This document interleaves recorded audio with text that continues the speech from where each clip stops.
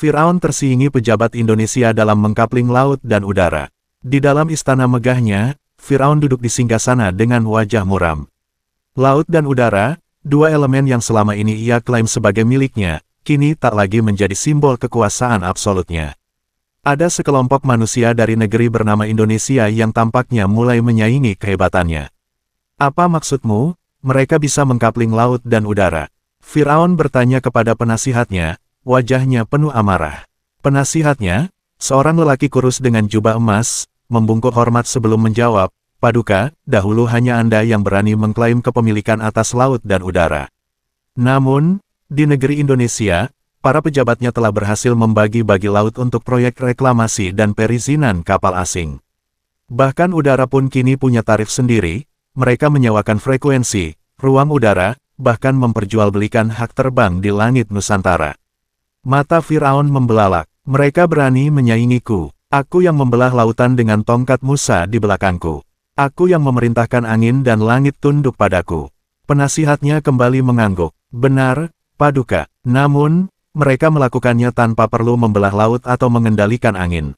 Mereka cukup menandatangani beberapa lembar surat, mengadakan rapat dengan investor, dan dalam semalam, laut dan udara itu berpindah tangan kepada siapapun yang membayar harga tertinggi.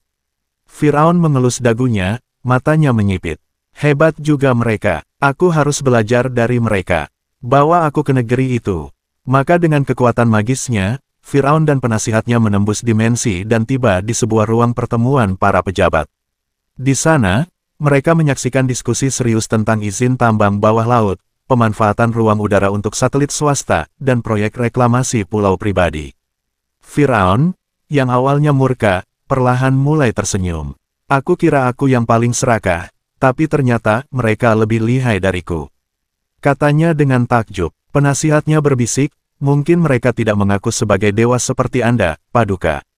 Tapi dalam hal kekuasaan dan kepemilikan, mereka jauh lebih kreatif.